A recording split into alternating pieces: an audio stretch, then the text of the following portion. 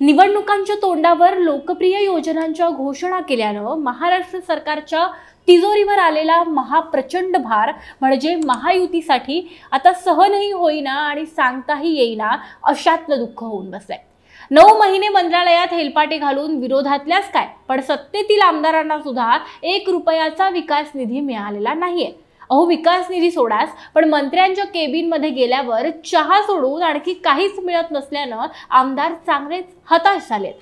कोणकोणत्या योजनांच्या भारामुळे राज्यावर ही वेळ आली आहे? आमदारांना विकास निधीच मिळणार नसेल तर सर्वसामान्यांचं काय होणार आणि या सगळ्याला कोण आणि कसं जबाबदार आहे तेच या व्हिडिओत पाहूया। नमस्कार, मी गौरी आणि तुम्ही पाहत आहात प्राइम टाइम महाराष्ट्र।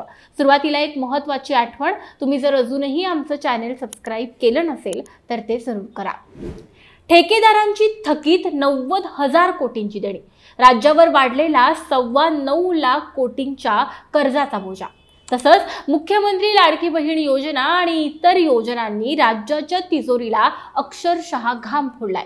या सगळ्यासाठी लागणाऱ्या प्रचंड मोठ्या निधीमुळे राज्याच्या तिजोरीत खडखडाट झाला असून 9 महिन्यांपासून मंत्रालयात खेटा घालूनही विरोधी पक्षातीलच काय पण सत्ताधारी आमदारांना सुद्धा 1ही रुपया मिळालेला नाहीये।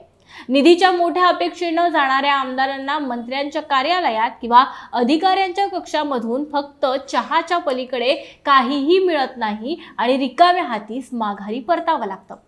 साधारणपणे प्रत्येक आमदाराला त्यांच्या मतदारसंघातील विकास कामांसाठी दरवर्षी 5 कोटी रुपयांचा निधी मिळत असतो, परंतु राज्याची 1 लाख कोटींच्या पलीकडे गेलेली वित्तीय तूट, राज्यावर 9.25 लाख कोटींचं कर्ज, लाडकी बहीण योजनेचा वार्षिक 45,000 कोटींचा खर्च, ठेकेदारांची 90,000 कोटींची थकीत देणी, बिघडलेली आर्थिक शिस्त आणि मोठ्या प्रकल्पांवर होणारा मोठा खर्च, यामुळे सर्व आमदारांना त्यांच्या हक्काचा आमदार निधी आणि जिल्हा नियोजन समिती व विविध खात्यांमधील विकास निधींमधला 1 रुपया सुद्धा मिळणार नसेल तर मग हा विकासाचा गाडा चालणार कसा?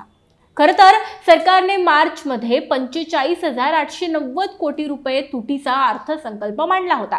त्यात 57,509 कोटींच्या पुरवणी मागण्यांची भर पडली आणि त्यामुळे वित्तीय तूट ही 1 लाख कोटींच्या पलीकडे गेली आहे।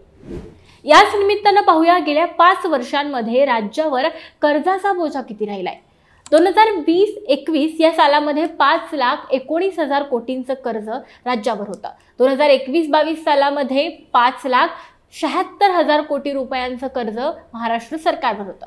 2022-23 मध्ये ते 6,29,000 कोटींवर पोहोचलं, तर 2023-24 मध्ये हा कर्जाचा आकडा 7,11,000 कोटींवर आला आणि आता हे कर्ज वाढतच चाललंय। 2024-25 मध्ये हा कर्जाचा जो आकडा होता तो 8,39,000 कोटी होता आणि आता 2025-26 आर्थिक वर्षामध्ये अंदाजे राज्यावरील कर्ज हे 9,32,000 कोटींवर पोहोचलाय।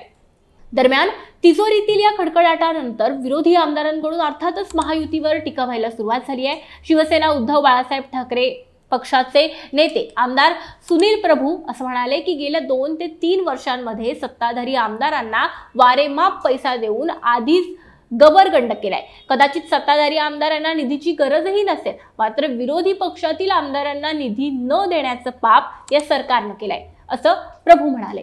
तर राष्ट्रवादी काँग्रेस पार्टी शरदचंद्र पवार पक्षाचे माढ्यातील आमदार अभिजित पाटील यांनी यामुळे म्हणजे या सगळ्या कर्जाच्या बोजामुळे आणि तिजोरीतील खडखडाटामुळे नव्या आमदारांना याचा सर्वाधिक फटका बसल्याचं म्हटलेलं आहे।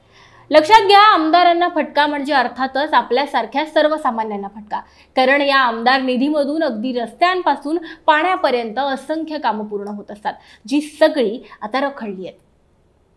तुम्हाला काय वाटतं, या सगळ्यासाठी जबाबदार कोण आहे? अशानं राज्याचा विकास कसा साधला जाईल आणि महायुती सरकारनं अनावश्यक उधळपट्टी वेळीच थांबवली असती तर आज ही वेळ टाळता आली असती? तुमची मतं, तुमच्या प्रतिक्रिया आम्हाला कमेंट बॉक्समध्ये नक्की कळवा। व्हिडिओ आवडल्यास, महत्त्वाचा वाटल्यास लाईक करायला विसरू नका। धन्यवाद।